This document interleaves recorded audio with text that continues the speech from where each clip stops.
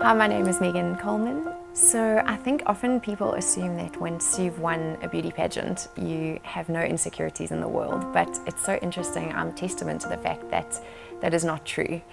If anything, it only highlights the insecurities that you've had as a young girl when you're placed in a position like that.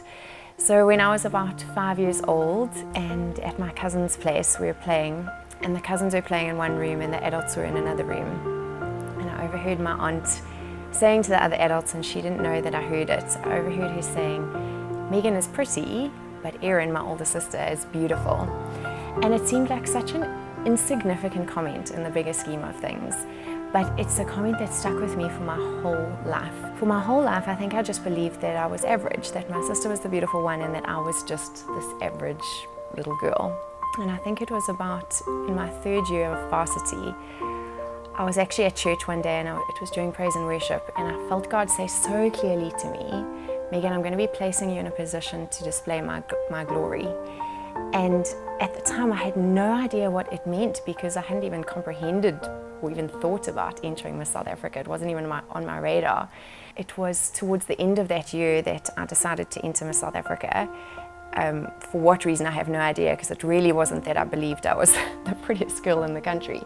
On the night of the pageant, I remember having a conversation with God and giving him an ultimatum and telling him that, not that I assumed I would make the top 5, but that if I did, I just didn't want to be one of the 2 left standing. And then top 5 happened and my name was called, and then there's the question and answer period. And I was the last in the line to answer my question, and somehow I had an amazing peace over me. And then I answered my question, and then we went backstage and came back. And I remember standing there, the second princess had been chosen, the first princess had been chosen. And I was left, it was the 3 of us, and I was standing in the middle holding hands with the 2 girls, and I was like, "Lord, I just don't want to be the last 2 standing." But I personally didn't actually want to win this thing either, so I was in a bit of a conundrum. And then my name was called, and it really is a surreal experience. It's hard to even express what emotions you're feeling in that moment. But my name was called, and I walked to the front, and they placed the crown on my head. I remember looking up into the lights of the Super Bowl, and there are thousands of people in that room. And I looked up to the lights, and I just felt God saying so clearly and reminding me of the word that He had given me all those months before, and telling me, "My daughter, I've chosen you for such a time as this, and I'm putting you in a position to display my glory, not your own." So my encouragement to all of you sitting in the room today and listening to this is to remind you that God chooses us for different occasions at different times in our lives, and appoints us for different purposes at different times in our lives. Just because I was chosen for Miss SA, it doesn't mean that I haven't battled in other areas where I feel like I wasn't chosen. We're not always chosen for everything. God constantly chooses us and pursues us every single day. And even when you don't choose God, He chooses you every single day. And it's such an encouragement for all of us as women to know that our Father in heaven is choosing us, and He died for us.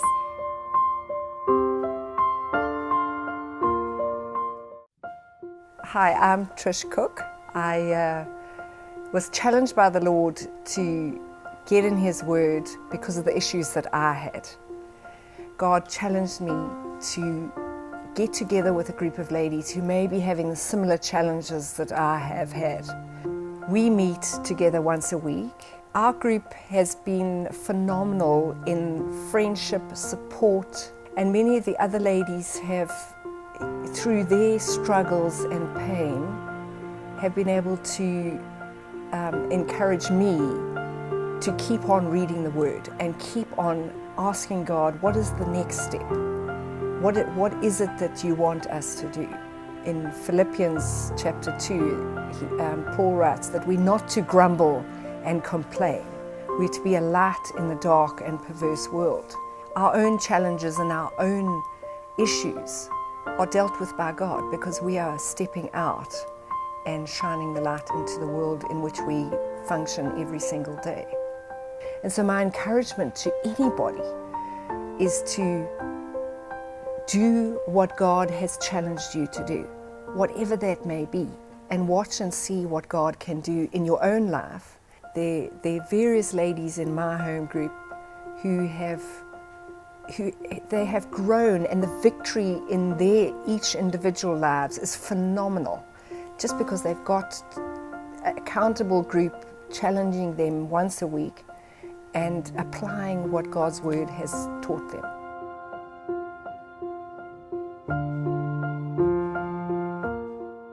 I'm Tyler, I'm 14 and I go to St. Mary's. I'm Anna Rose, I'm 15 and I go to Thomasville College. Well, we've been friends since grade 2, so we've got many years of friendship between us, and we started originally coming to youth together. We met Emmanuel because Emmanuel's mom, Demi Zedek, came to work for us as a domestic worker, and every day she would bring Emmanuel to work with her. We first realized that Emmanuel would need help being put through school because we could see that he was growing up and that he would soon need a pre-primary school in order to go to primary school.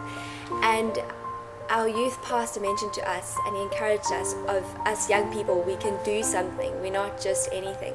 And so when I went home, Anna and I decided, we want to do something. And we went home, and then I thought, what about Emmanuel? He's right here, we can do something for him, we can make a difference.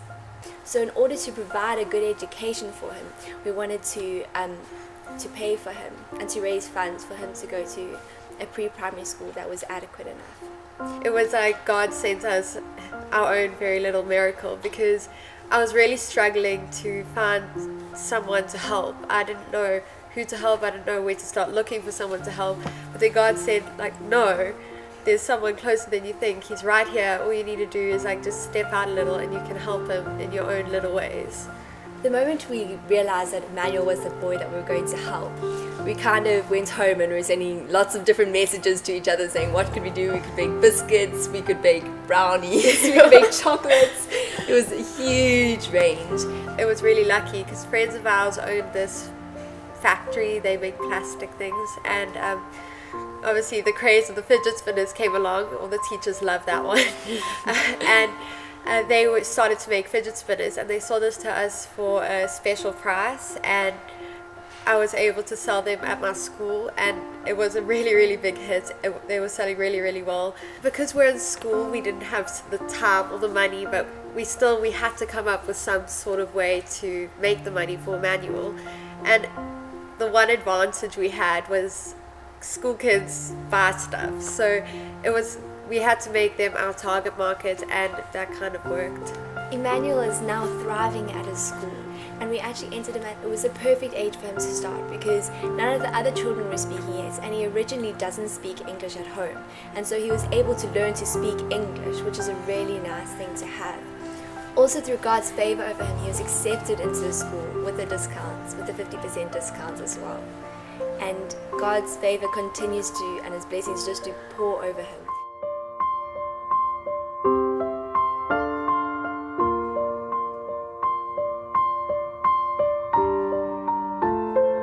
I'm Dave Miller and I play for the Proteas, obviously cricket. I've been playing for 7-8 years now and 10 years of professional cricket. There's been a lot of times where I have had rocky roads and tough times through my career, more so than people think. And I think just communicating with my mom a lot, it's something that has a huge impact on me through my career, where I know, okay, I've got nowhere else to go, but I've got strength in my family support, and that for me is something that's held me in good stead in times of darkness. Hi, I'm Jenny Miller.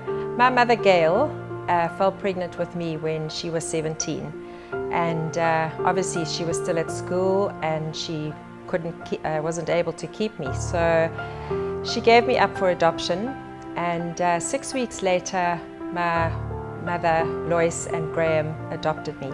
I had this deep feeling of not belonging, even though I was loved by a beautiful family. They gave me a beautiful, loving home, and I grew up in a privileged home.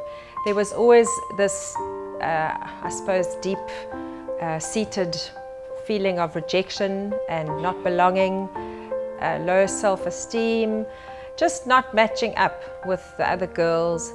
And as a result of that, I suppose I was emotionally struggling. I had always had a desire to find my biological mother. And I suppose I was 28. I had the opportunity to find her, and so as you can imagine, it was a very emotional reunion. Because I was actually her only child, and she never got to hold me at birth.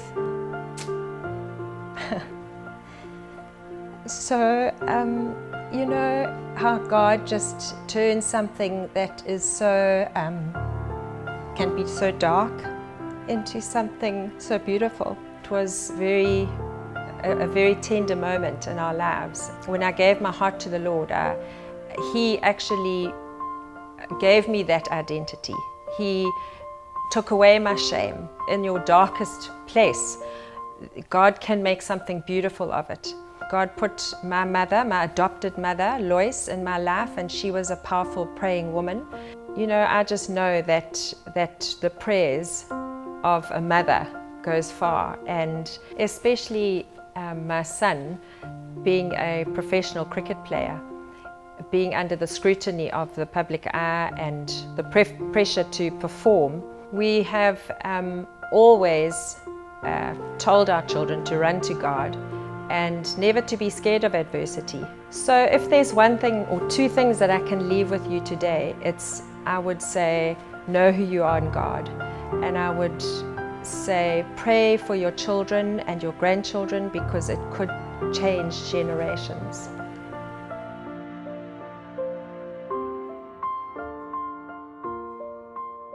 Hi, my name is Tammy Rice, and I am co-manager with my husband of Ikitela Children's Village, which is where we are standing. And we took over the village 9 months ago. For the last 5 or so years, we've been very much a part of this place, but it was only in October last year that we took over here. And it has been an amazing time. We've just seen God move in amazing ways. It's also been really challenging. And the verse that God gave us when we first came here, whenever we've done any sort of ministry, started anything, we've always asked God for a word to stand on. And the word that God gave us was from Zechariah 4 verse 6, which says, "Not by might nor by power, but by my spirit, says the Lord." So there have been times when we've just felt completely overwhelmed, and we've just gone back to God and we've been reminded it's not our problem. It's, God said He's going to do this, and we need to rely on Him and go to Him for His strength and His wisdom and His supernatural ability to sort everything out.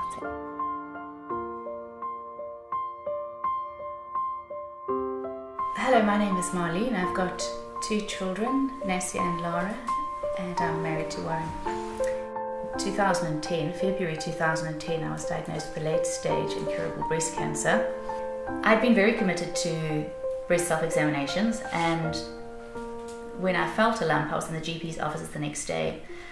I then, over a course of 9 months, saw quite a few medical professionals, including the gynae and the surgeon 3 times. I had 3 different mammograms, and 3 different radiologists all said that I shouldn't worry about it. It was just benign fibroadenomas, and I should possibly come back in 6 months' time or when I'm 40.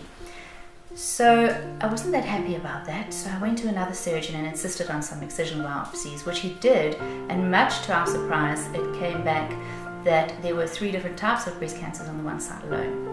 I was told that a 5-year survival was optimistic. It was at my initial diagnosis that I read a book, and it described 2 camps of Christians, and the one camp of Christian would be the F Christians, and it was those that said, if you do this, if you do that, then I will do whatever for you, God. And the other was though, and those Christians were said, like Job did, though you slay me, yet will I hope in you. So I purposed in my heart right at the outset that I would say, though you slay me, yet will I hope in you. So to fast forward, I've had extensive radiation and 5 to 6 years of chemotherapy and 13 related operations to date. And even though I live with limitations and physical scars, I live with an incredible joy that's not manufactured by anything I've done. The aftermath has been the most difficult part, because all the side effects and the weight gain and the lymphedema and Bell's palsy, and the list goes on and on. Cancer is a world governed by fear and hopelessness, anxiety, depression and uncertainty. And we as Christians have been called from darkness into light so that we can carry the light back into the darkness, and we who have a hope as an anchor to the soul, firm and secure, can bring salvation to the hopelessness.